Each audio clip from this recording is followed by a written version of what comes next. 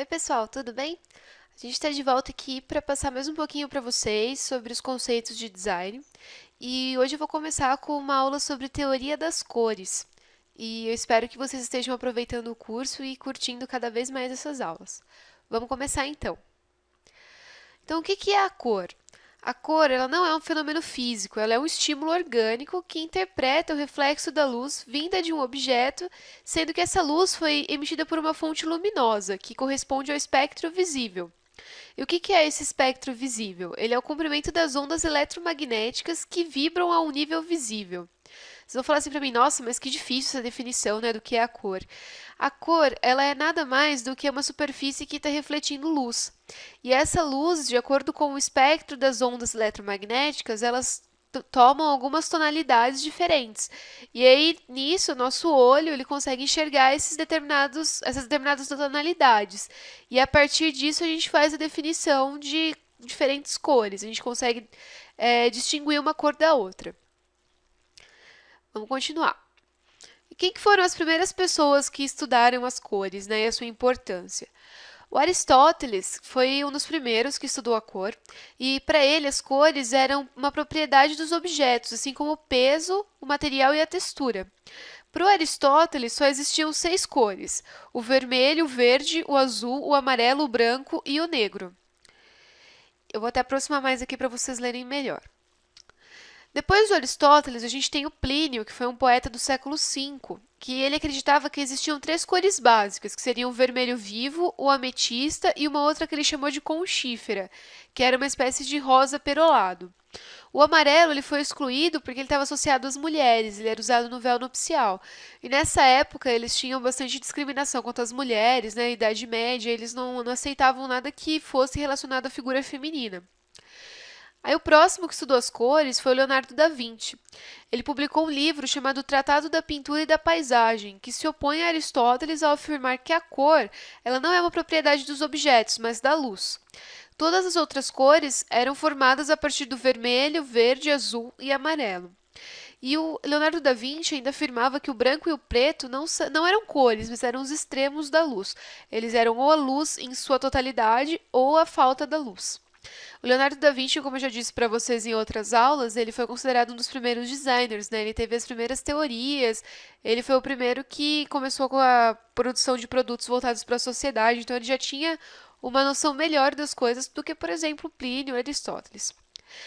Leblon, que foi um impressor do século XVIII, ele testou diversos pigmentos até chegar aos 3 básicos para impressão, que foi o vermelho, o amarelo e o azul. Nessa época, pessoal, eu vou falar para vocês depois mais para frente, mas já começaram as técnicas de impressão. Foi também na época que surgiu a tipografia, que vai ser tema das nossas próximas aulas.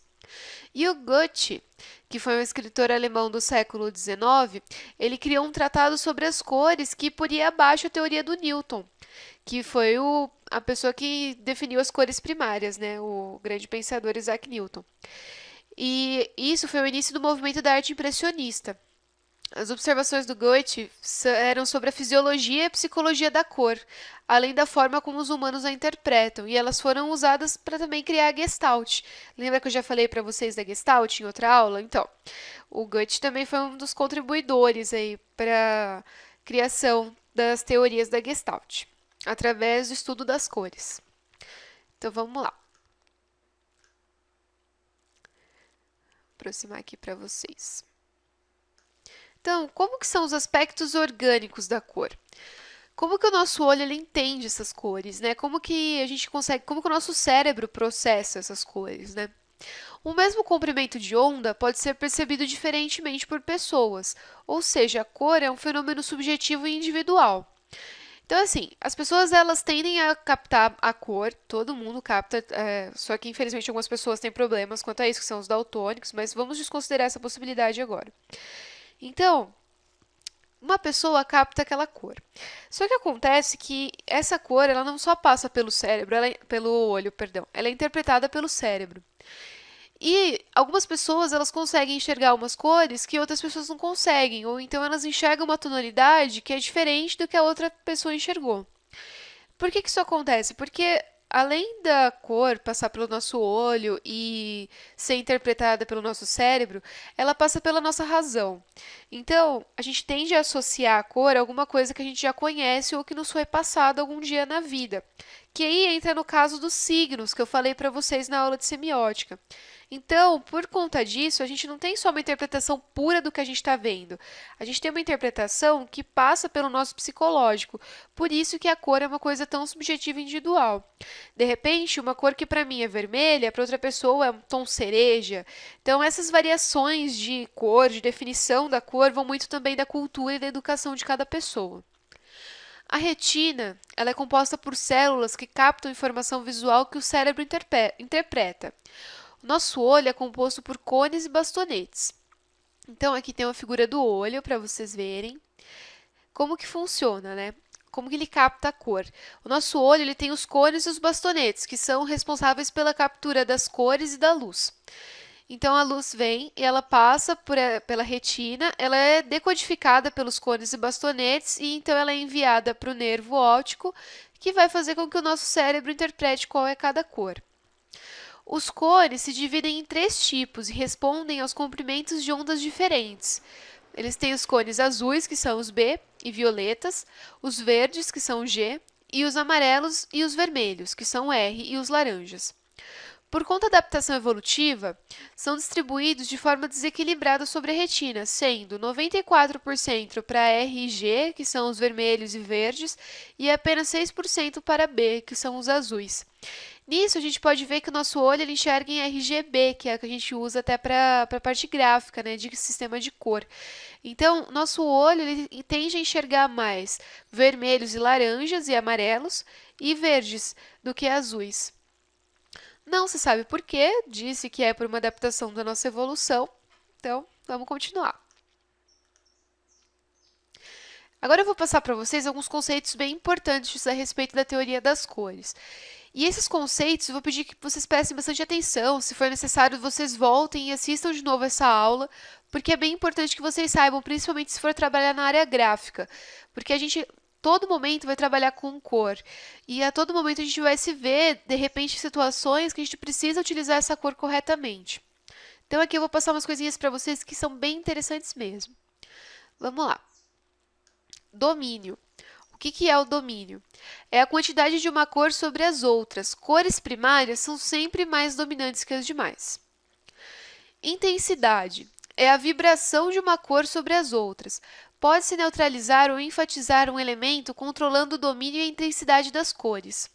Então, ó, a partir desses 2 conceitos, a gente já consegue montar, de repente, uma peça gráfica com melhor harmonia entre as cores. De repente, aqui a gente vai ver a parte de contraste, que não pode ser tão forte, ou tem que ser um contraste totalmente forte. Vocês trabalham com essa parte aqui, que é o domínio e a intensidade da cor. Matiz. É a característica que define e distingue uma cor, variando entre as cores vermelha, verde ou azul. Então, todas as cores têm uma matiz, que é a quantidade de vermelho, verde ou azul que está presente nelas. E de acordo com essa matiz, ela puxa para uma cor, para uma intensidade tonal ou para outra. Valor, tom ou luminosidade. É a quantidade de luz presente na cor, adicionando preto ou branco ao matiz. Então, como que a cor funciona? Ela é composta por esse tom vermelho e pelo preto e o branco que é adicionado nele. Esse tom, perdão, vermelho não, ele pode ser vermelho, verde ou azul, ou ele pode ser uma mistura deles, que são as cores primárias. E aí, adicionando o branco e o preto, você tem as diferentes tonalidades, que nada mais é do que isso daqui, ó. Coloquei aqui para vocês verem. Aqui, ó, a gente tem, é que eu vou falar depois para vocês da saturação, mas aqui, por exemplo, você tem essa tonalidade que ela puxa mais para o preto, né, que no caso seria a cor misturada, o vermelho e o amarelo, resultando em laranja, com o preto daria essa cor mais escura. E ele adicionando mais branco, fica essa cor mais clara, nisso a gente tem as diferentes tonalidades.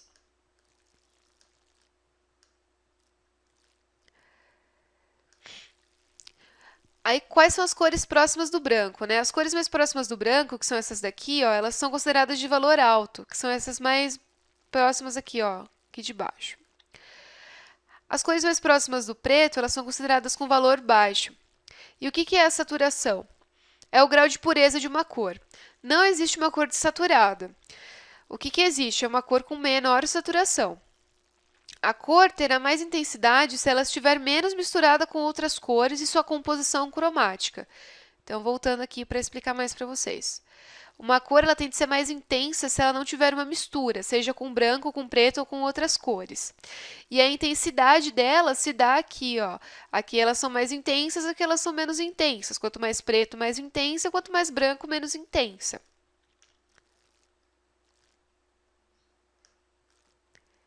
E aqui também, deixa eu passar para vocês a parte de saturação.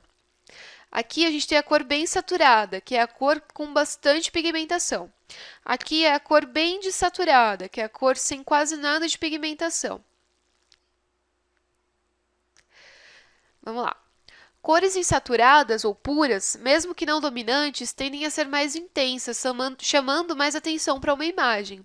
Então, se vocês estão montando uma peça gráfica, é legal, de repente, se vocês querem chamar muita atenção para um determinado elemento, coloca uma cor bem saturada nele, para que ela não fique, para que ela tenha aquele destaque, né?